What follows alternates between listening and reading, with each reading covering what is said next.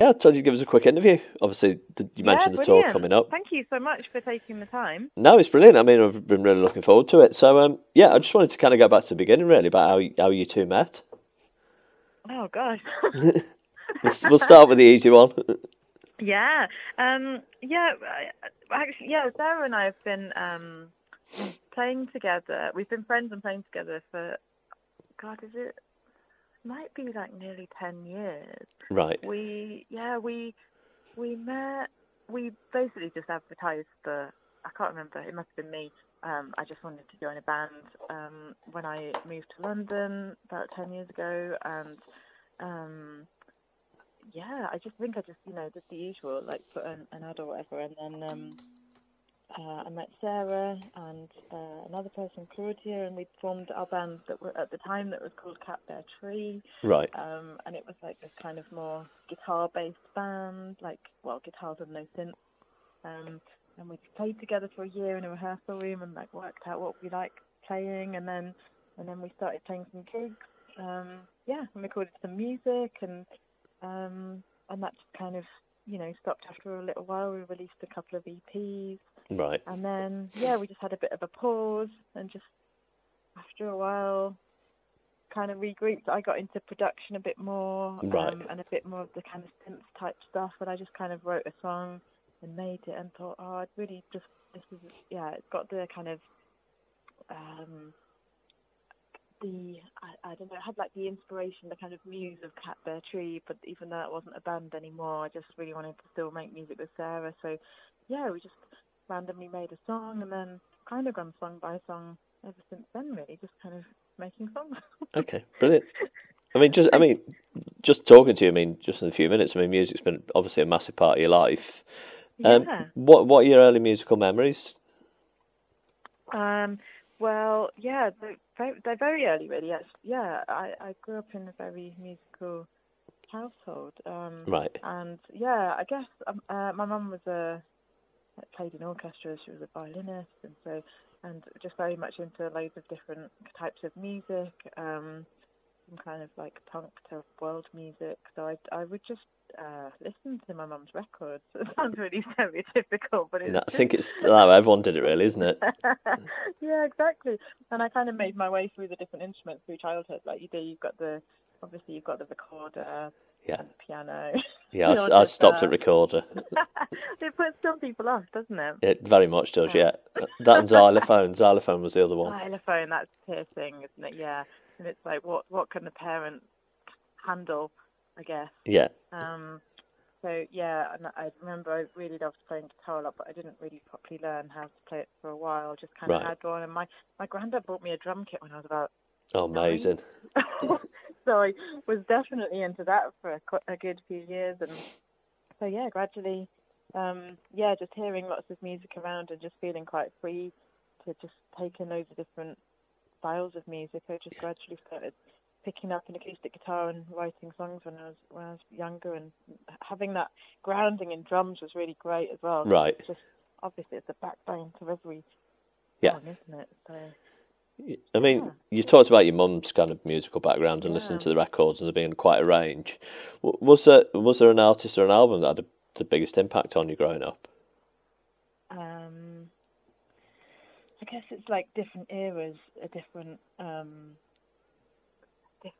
kind of styles of music. I definitely was really into when guitar bands were big. I was really into kind of guitar bands from kind of like Britpop onwards, Yeah. and certain, I guess, as soon as I started playing guitar, I really wanted to be in a band, even though I was too young. Right. But I think definitely the kind of like being a songwriter who kind of, didn't, you kind of look to see who's maybe possibly a bit like you. So I definitely saw like PJ Harvey and people like that, Right. kind of strong female leads, and be like, oh yeah, that's cool. Right. I could see that. Yeah, maybe someone like PJ Harvey, a bit rocky. I remember when we were in CATBEAR Tree, we'd really like going to see kind of bands when Slater Kinney reformed, and when the Pixies reformed, and Right. people like that kind of kind of cool American bands that maybe we'd heard in their kind of, after they'd kind of broken up, but then when they kind of came back round again, it was nice to go and see them on little band trips. We went to see War Paint together and things like that. So yeah, indie kind of stuff, and was very much the flavour up until something happened and we just became this kind of synth pop. Okay, I mean, you talked about kind of bands that have got similar ethics. I mean, who do you kind of compare yourself to, or who do you see as those kind of bands? Compare ourselves to, it's really, I've always really struggled with CATBEAR because we're a bit kind of, we're so kind of 80s influenced, and I don't know where that's come from. I guess again it's just like listening to music that, you know, if you haven't lived through music and you discover it, like I didn't live through the 80s, I just discovered the music of the 80s, and there's something really, like, I guess it's when you listen to a band and then you go back and see who were they influenced by, so listening to people like The Cure and Joy Division and New Order and kind of people like that, and kind of, I love how in the 80s, music was often really cool and creative, but it kind of, the technology wasn't there yet, so often it sounded a little bit wonky. Yeah, Isn't it? I grew up in that, so I know exactly what you mean, Yeah, and that's really endearing, but it's also, there's like a desire to kind of make that kind of music. I'm not answering your question, actually. But we've gone on a completely different tangent now, which is great. But there's something about that, maybe when you do hear a record, and you're like, oh, I really like this, and I do relate to it, but where am I, where can I take this and kind of take it into my world, I guess. So, I don't know. So, and I feel maybe that's what a lot of kind of people out there that I really like the music of that maybe have had similar thoughts. Like, we get compared to Churches and Moona, who are, you know, a bit kind of synthy, maybe some kind of indie sounds as well, but maybe just kind of taking all these influences and just kind of bringing them into this kind of modern kind of, I feel incredibly lucky to live in this world where I can make songs at home using a computer. I don't need to go to a recording studio. I do need to like cram into the wardrobe to make sure you can't hear the road outside when I'm recording and things like that. But it's incredibly lucky, you know, like when you think about the synths that they had to buy for $2,000 in the 80s. You know, it's like I can just buy that as a plug-in on the internet. It's amazing. It does change the game a bit, doesn't it? Yeah, it's absolutely incredible. So I feel like there's often, you know, I really look back to those kind of legendary kind of artists of, you know, that really kind of trailblazed for us, and then there's some contemporaries that are doing amazing things as well. So I don't know who we're the closest to in terms of sound, but I'm always interested in hearing what other people think. Okay. I mean, in terms of ethics, then, I mean, you've talked about kind of doing it yourself in your own studio. You've also talked about punk as well when you were growing up. I mean, that had a very DIY ethic. Is that something you like to have? Yeah, definitely. I think we're really influenced by that. Like, we weren't kind of around for the Riot Girl stuff, which was in America and was kind of earlier than kind of when we kind of first started. But like that kind of, and then obviously, you know, earlier punk in the 70s and 80s. But there's something really, there's something really inspiring about all of that. And then, as I said, kind of just the kind of empowering fact that you can now build your own little recording studio at home, and you don't have to deal with, you know, people that might not believe in your music, that you've got to pay to have them record you or whatever. Yeah. I think it's probably one of the main reasons that CATBEAR came about is that, I was kind of struggled to explain to another producer how I wanted our sound to sound, so I just kind of started making it ourselves. So, and it's just amazing because it's nobody's fault but mine if the song is not very good. So it's like the both of us, you know, it's just built on kind of our dynamic and our kind of being free at home. I always feel like when I go to a studio, you know, I do sometimes go to a recording studio and it's an amazing experience, and obviously they have way better equipment and everything, but the pressure that I feel, it's like, okay, I've got to get my vocal done in this time. So there's a real freedom in, you know, just doing it yourself, and, you know, everything that we do, we own and we control, and yeah, it might mean that, you know, maybe we don't have big budget sound, but everything we've done is our own creation, and, you know, whether 10 people listen to it or 10,000 people, it means that we can be proud of it, hopefully. Definitely. But I mean, on that note, you're going out with the Subways in a couple of weeks. They've been hugely supportive of the band, of you and the band. That must mean something. That must kind of, I don't want to say justify what you do, but it must make you realise. Exactly. Yeah. I mean, CATBEAR started out as this kind of, we wanted to make some music, so we'll make it and put it out, and then didn't really think much past that, past each song. And then you do what you can to kind of, you know, do some social media posts and stuff, but you can't expect anything from anyone. So when someone like Billy communicates that he just loves the music, it's just like, it's so overwhelming, particularly because he's such a good musician and well-respected musician himself. It's always kind of blown us away a little bit, and the fact that he's asked us to go on tour with us, it's changed our life in that we just weren't planning on playing CATBEAR live because we just didn't know how to do it. And as I'm sure it's well publicised at the moment, live music's a difficult thing to you know, organise, and you know, we've been offered gigs before, and we just like the idea of, you know, hiring the van to get to the place, and that, you know, it's just all been a bit like, I just don't think we can kind of justify it ourselves. But because it's part of a bigger tour, it's just, and with a band that we just love and respect, it's just been like, okay, we're going to make this happen, whatever.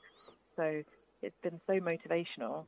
Right. And it's just absolutely amazing what Billy has done for us. In even just saying he loves our music is amazing, but the fact that he's invited us along is just, you know, unbelievable, and we're just enjoying every minute of it. Yeah, I mean, what do you think CATBEAR can offer the Subways crowd? Well, I don't know if you've heard any of their new album, but they're kind of going in a bit more of a kind of synth featuring direction, which is quite nice. So I hope that if people like their new album, they might be able to kind of bridge the gap a little bit in terms of the musical sound. I know we're a bit different, but we've got a lot of energy, and I think from the way that we've been kind of working on our set, it's a bit more rocky, it's quite high energy, and it's kind of moving towards more of a kind of more rocky sound when we play live. So I do hope that the energy that we bring is able to be matched, kind of, you know, well, we're not going to match the Subway's energy because they're very amazing live, but we'll do our very best shot to try to. So, and hopefully, you know, as well, it's a bit of variety as well. You know, we're not exactly the same sound, but I really hope that people enjoy what we've got to offer. We've worked really hard to make the live set what it is, so... Okay, brilliant. Okay, I mean, obviously the new single's out. It's a song about, I think I read about living as your true self. I mean, just on a personal note, kind of what challenges have you faced, but both kind of just as a person and as an artist, that have inspired the song?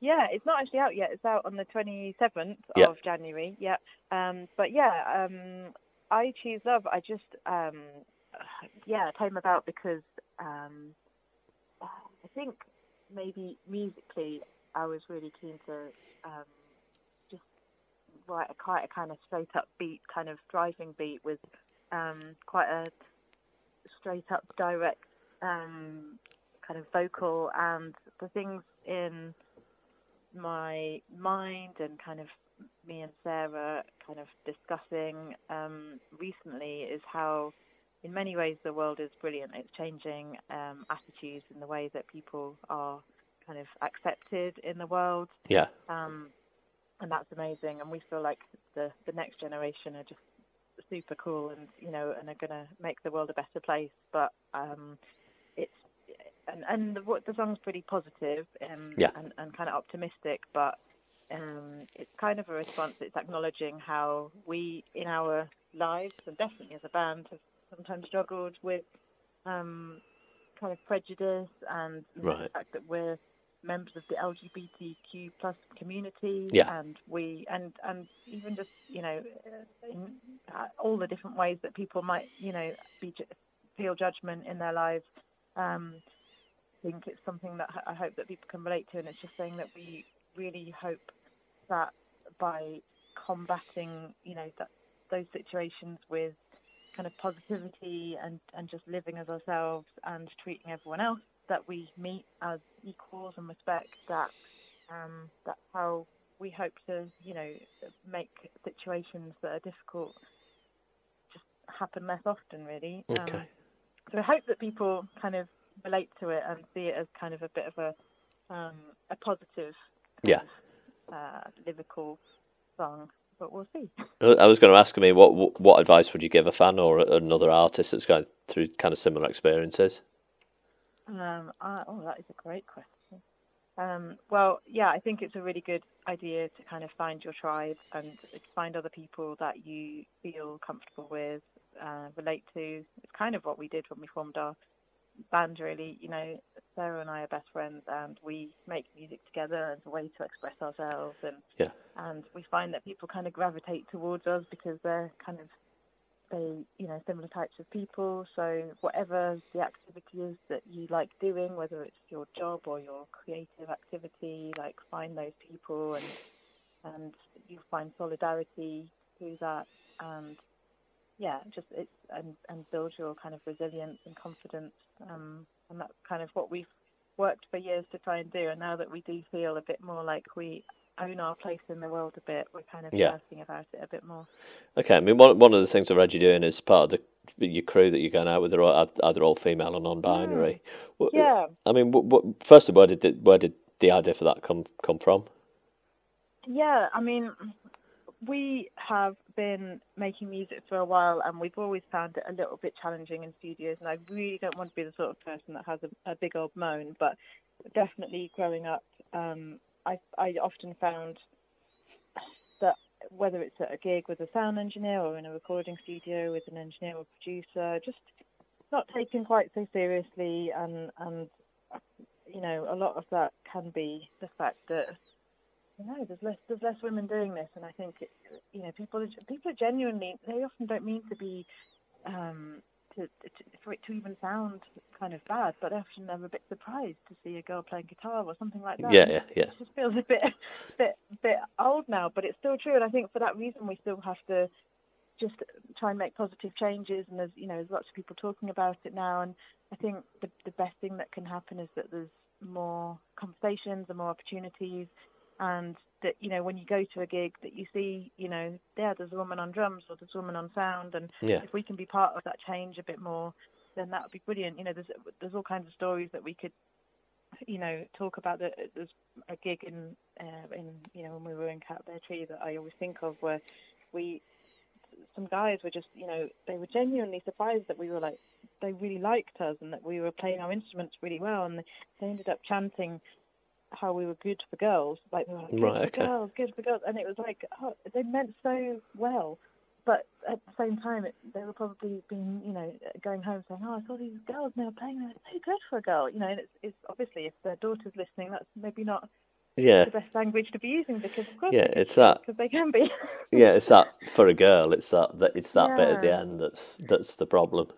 Yeah, it's just normalising it, isn't it? And it's like that in so many industries, and that's all we want to do, really. And so if we can, try to make a positive change and make sure that we're kind of maybe proactively working with people who we don't think necessarily have as many opportunities historically, then we'll try and do that. I have in other work that I've done, I've taught music production, and often find that on music production courses, very small amount of women are on that course, and it's my job if I'm teaching that, to make those women feel comfortable and make the language within lessons feel gender neutral, and things that yes, a woman might be, I might say she instead of he, so all kinds of things like that. I think we just recognise, particularly because we've been doing it for a while and we're not new, how would we like a new to the industry person be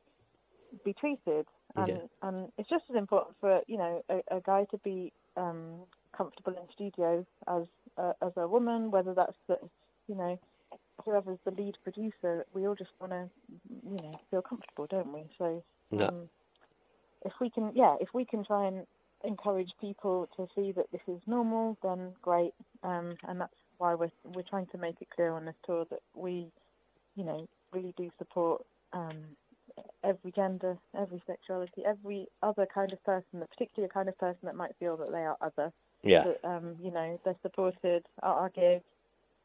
They're welcome to come and chat to us about our gear, or if we can help them out if they're in a band or anything like that. And that's kind of what we wanted to focus on a little bit more with this tour.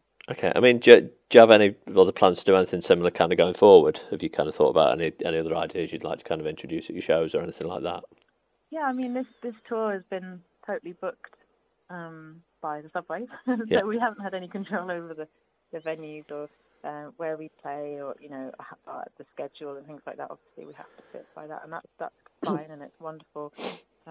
But yeah, we'd love to. This is the first tour that we've done together as CATBEAR, but we'd love to look at how we might be able to take this kind of ethos further, and maybe if we have control of where we're playing a bit more and the sound check and things like that, we'd love to invite people to be a part of our show a bit more, whether that's kind of learning about our setup or support, right. Learning about how we anything that kind of breaks down the boundaries really of like, yeah. Do you want to know about sound? Do you want to know about our setup? We'd love to have been able to do that a bit more on this tour, but sadly we're on a different schedule to our own. But we always invite, if anyone wants to send us messages and have chats, then we'll talk about our whatever we can to help young musicians, or don't have to be young, musicians that are newer to it than us, yeah. Or engineers, or whatever. We've got on this tour, we're inviting fans to join our WhatsApp group, where we just kind of ask, they can just ask any questions, and right. we'll kind of give them any kind of backstage kind of show them what we're up to, and okay. that kind of thing. So yeah, we're trying to make it a bit more like, even if you're not coming to the gig, or if you are coming to the gig, you can still kind of still a bit more inclusive, yeah. Yeah, exactly. Because it's as I said, we didn't book the venues, but it's a great opportunity to go to all these different towns that we wouldn't have gone to otherwise. Okay, brilliant. Okay, I mean, just going forward then over the next 12 months, what do you hope will be the biggest change within the music industry? What would you hope that to be? That is a big question. That's a great question. Because there's so many the conversations come around about there's not enough females headlining or appearing at festivals, or more recently there were no females in the Brit Awards best artists of the year, things like that have made the headlines again. I mean, where do you see the changes need to be made? I think I would love to see that as one of the main changes, and I do see it with a lot of younger bands being a little bit more equal in gender, and I think I think one of the biggest changes I'd really like to see is that people who are in positions of power in the music industry are acknowledging where they need additional, knowledge, training, and accepting that they maybe need to think about the language they use. Yeah. Don't judge people because of whether it's their gender or their race or their whatever it is that that might be a surprise to that person when when they walk into the studio. And I think the only way that the changes like that can happen is that people have conversations and maybe pull other people up when they use offensive language or something like that. So that's a change that I'd like to see, that it's just not something we need to think about anymore and not worry about anymore. Yeah. That we all just it's all about the music basically, and that people just only judge people on their music, and because the other stuff is just obviously it goes into why you might write your music, but it's not. It's really, really important that people feel comfortable to enter into the music industry, particularly in more technical roles, behind the scenes roles. Right. So I think colleges and influencers have within the industry have a lot of responsibility to work on inviting people to have conversations and talk about for example, if there's a band that have been offered a record deal and they don't know what they should be asking for, then if a band a bit further along can give them a bit of advice as to what's normal, then that's really good, isn't it? So I think definitely people need to kind of look after each other, and I really enjoy seeing kind of younger bands that seem to just be having a great time and not kind of worrying about the rest of way it. that they're judged. Yeah, exactly. So I think we're going in that direction, and hopefully that will continue for Brilliant. the future. Yeah. Okay. Well, just on the subject of the next 12 months, the single's obviously coming out in a couple of weeks. You've got the tour. We're still into sort of January, February. What about the rest of the year? What can we expect from you? The plan is that we make some more music, that we put out another few singles this year. I think after this tour, we're going to sit down and go, how did that go? Yeah. And really hope that we can take that forward and, look at playing other shows. This is, the planning for this tour has been going really well, and we're really loving playing, our set. So I really hope that we can just get out around the UK again. It's a precarious place, the live music industry, but it's a really exciting place, and we all enjoy it, don't we? We all love going to gigs. Oh, absolutely, yeah. So it has to continue, it has to survive. Yeah. So fingers crossed, we're able to, book some more shows after this, but we'll definitely be making some more music from home and putting out more singles. Brilliant. Yeah. Perfect. Okay, brilliant. Well, I think that's pretty much it covered. Just to wrap up then, have you got any message for fans of the Subways that are coming out that might not have heard of you? Have you got any message for them coming down to the shows? Yeah, I mean, I'd absolutely love if people are willing to take a risk and come a little bit earlier to the shows. I know we're on a lot earlier than the Subways. There's 3 acts playing. There's us, there's Gaffer Tape Sandy, and there's the Subways. And I hope that it's a really fantastic night of music. I think it is. So come and get value for money and check out another couple of bands that are going to really hopefully put on a really good show for you. So I really hope people come along and enjoy our show, and we'd love to chat to people afterwards.